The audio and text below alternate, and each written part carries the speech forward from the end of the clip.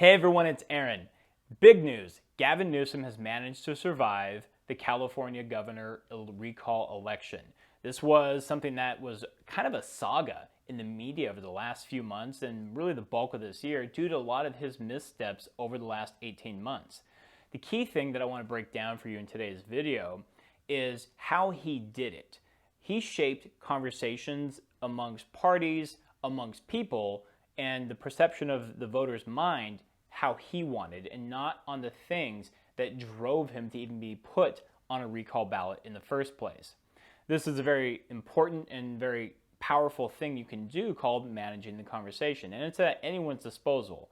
Each individual, each corporation, each political party, each brand that is advertising, it is always happening 24/7 in our faces that we are being communicated and spoken to. So it's important for us to understand how he did it, because then we can extrapolate those principles and understand how it's going to impact the 2022 California governor race, which I imagine he's going to run again, and then coming up on the 2024 presidential election. Paying attention to the next few years of politics is going to be really key, because in these trying times, finding truth, finding the right leaders to guide us through these turbulent times is going to be hypercritical. And I want everyone to be able to have the education and awareness on how to listen to the message that's being given to us and be malleable enough to take in that information that is the right information and is the truth, but not be so stone cold and resistant to new stuff that we don't change, but not being so malleable and so adaptable that we're easily influenced and shaped into someone else's message for their benefit. So the best thing to do is smash that like button, and allows YouTube to show this video to other people so we can all come together so we can understand what was being said to us over the last few months in the California governor recall election, and how those principles and themes will be used again in the 2022 election so that we can then look out for it and be listening for what's true. So go ahead, smash that like button, and let's get started. All right, first, let's look at the breakdown of the numbers of how much he won by. So we can see here on Politico, it was two questions. Should there be a recall? Should Gavin Newsom be recalled? And second, if he should, who should replace him as governor? So obviously he won the recall by meeting the criteria of this first question, where he was able to come in with almost 64% of the vote that says no, he should stay as governor. Now granted, 71% of the expected votes aren't in at this point, but I guess this is enough of a majority to call the election, even though the election office has up to 30 days to count votes and submit the final number. Now I want to focus on something important here. The leading candidate was Larry Elder, and he was a Republican candidate. And he was really, really aligned with Donald Trump. And I think that created polar opposites. Gavin Newsom, Democratic governor, the contender, Larry Elder, had the most momentum out of any of the candidates for the recall, and he was closely aligned, not just because he was Republican, but because things he said, actions he took, things he said he would do during his campaign if he was elected governor, really seemed to align with Donald Trump. So that created polar opposites, and that would set up a very powerful dynamic to shape the conversation. It's tough to create momentum on your own, I think, but when you have a powerful dynamic of a very opposing candidate, it fits the mold so well. Think about any movie you've ever watched. There's always a hero, and there's always some type of opponent, an enemy, an evil villain. They gotta have something to be against to know what you're for. And so those polar opposites creates a lot of structure and energy that then you can guide if you know how to do it. Because if they had chosen, say, a candidate who was close to Gavin Newsom, in my personal opinion, I think actually the recall would have had a better chance.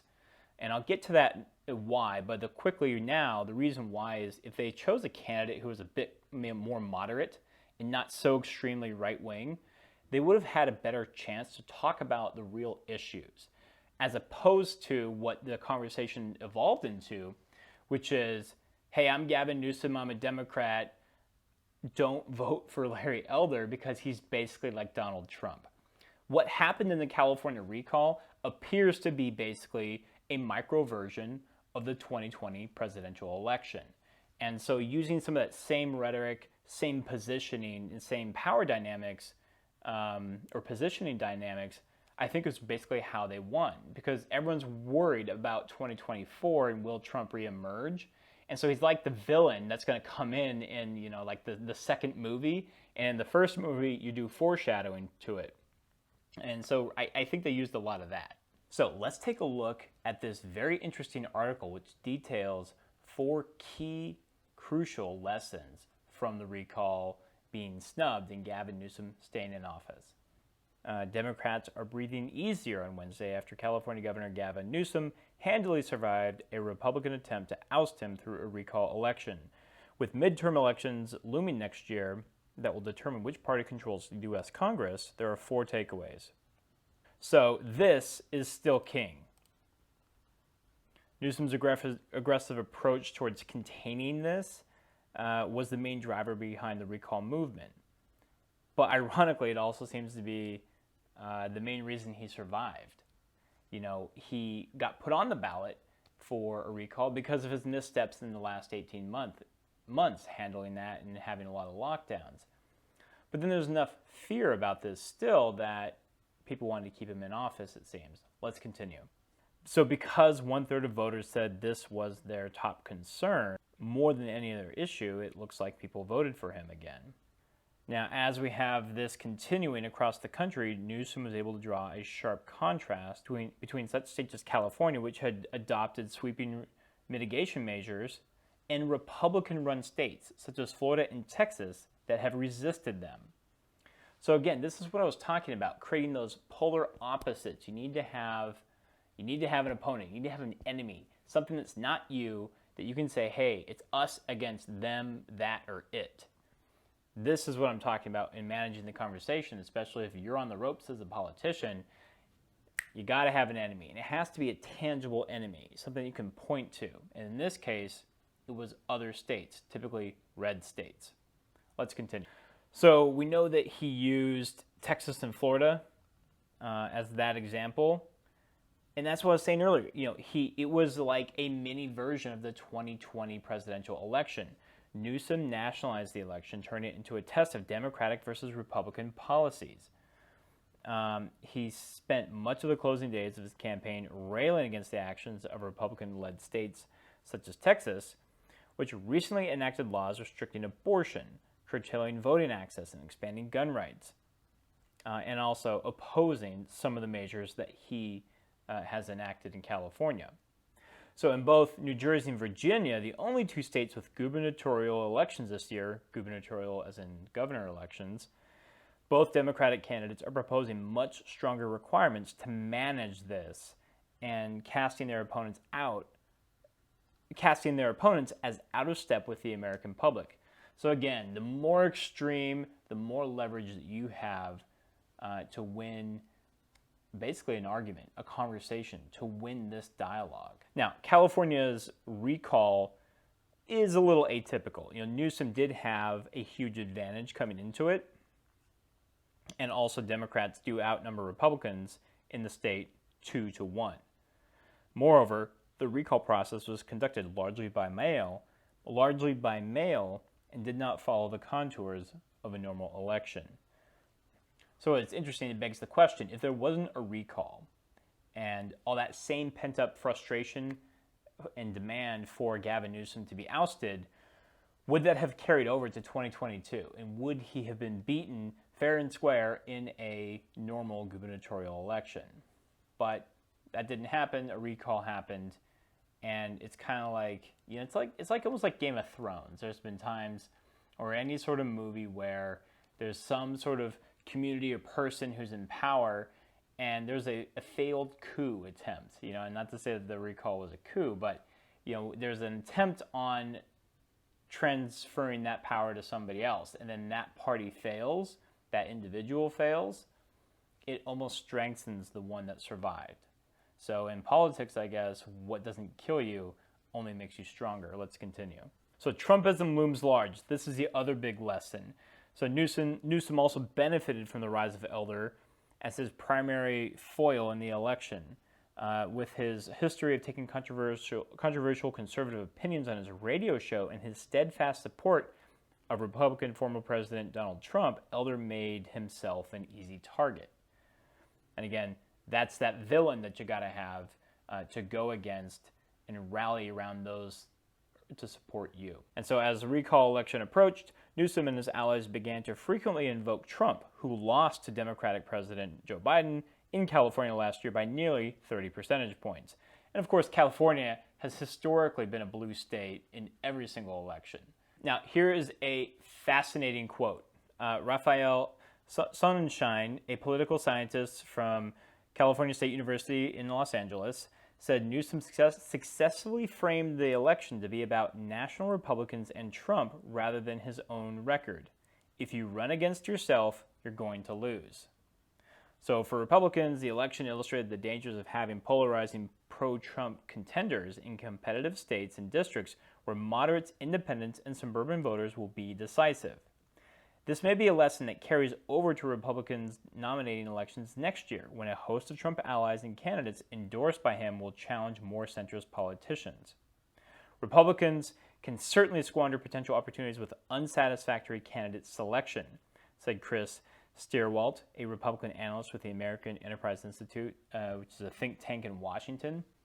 So this is what I was saying. If I think California's Republicans or whomever, but likely Republican would have a better chance than a competing Democrat, they would have chosen someone who's a bit more middle of the road and so not so extreme to the right.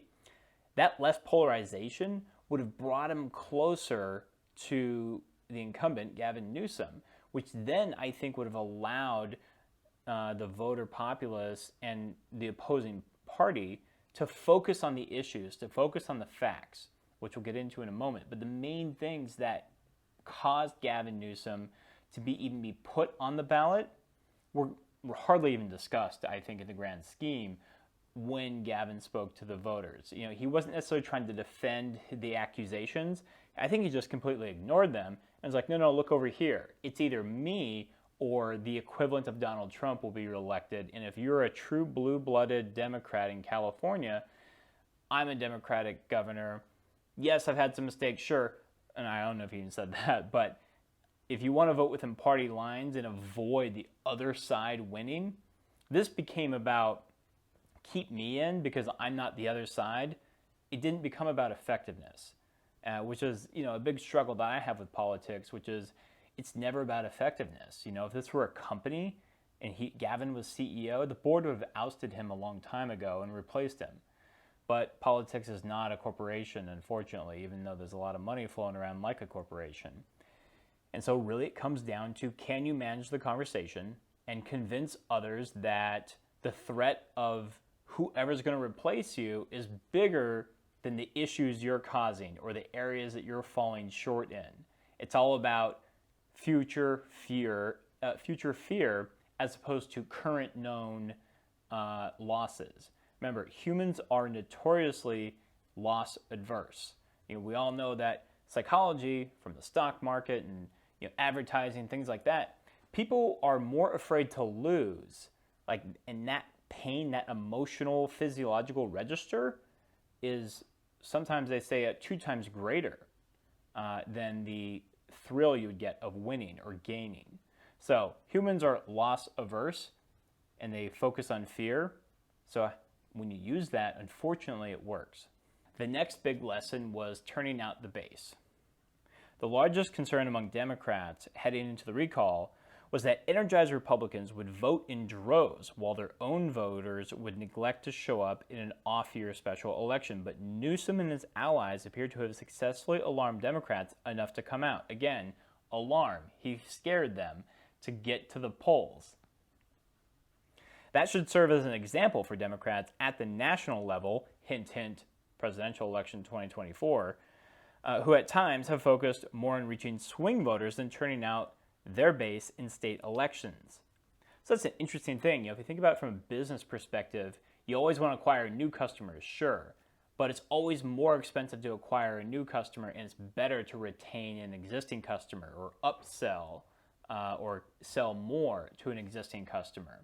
So when you have an existing voting base, making sure you're fully activating the people who have already voted for you or your party in the past, getting to them first, and don't rely on the fringes of swing voters if you haven't fully activated your base, is what they're saying. With high turnout in the 2018 midterm elections and now in the recall, Democrats are showing that they're motivated, not just by their own party identification, but specifically by opposition to today's Republican Party. Says Mike Madrid, a Republican political strategist who is a co-founder of the Lincoln Project and anti-Trump group. Trump, in some specter, is enough to get them out to vote. Wow. So we've learned that when you have somebody who is an opposing force, a polarizing figure that is diametrically opposed from the values that your supporters, voters, customers have, you need to focus on that and how you are either A, going to defeat them, or B, at a minimum, not allow them to attack and violate the values and principles and ways of life of the current group you're trying to convince. That's the most important lesson, number one. Number two, we learned that you have to have the support activated of the people who have supported you in the past. You have to engage with them. You have to make sure that they're reminded that you are of their same values and principles. You know, all these things. He didn't focus on the accusations leveled against him that put him in this hot seat. He just immediately said, if I leave, something worse is coming. It's as simple as that. So that's it. A little dichotomy of how Gavin even got on the ballot for recall and potentially lose his governorship, and then how he ultimately saved it by managing the conversation and completely deflecting from the real issues at hand and focusing on a bigger potential threat, real or not, depending on your views of the opposing candidate, Larry Elder. But he focused on the other, somebody else that was a bigger, badder threat to his base, the people that would vote for him. He basically tapped into their fears and said, if I'm gone, you will not like what comes next, despite how bad I may seem now. Which is kind of a crazy argument to think that, you know, he's even willing to make that in some senses. Of course, he doesn't say I'm bad, but I think he's implying that, like, hey, these things that you put on as the list of reasons why I should be recalled, never mind them. Focus on what could be worse. So what do you think? Drop in the comments. You know, did you think that Gavin should have been pushed out of office? Do you think it's okay that he survived the recall and he's going to be in office for one more year? Let me know in the comments what you thought of how the recall election turned out, and what you thought of the principles that we learned today in the video. So go ahead, smash that like button. Please consider subscribing, and I'll see you next time.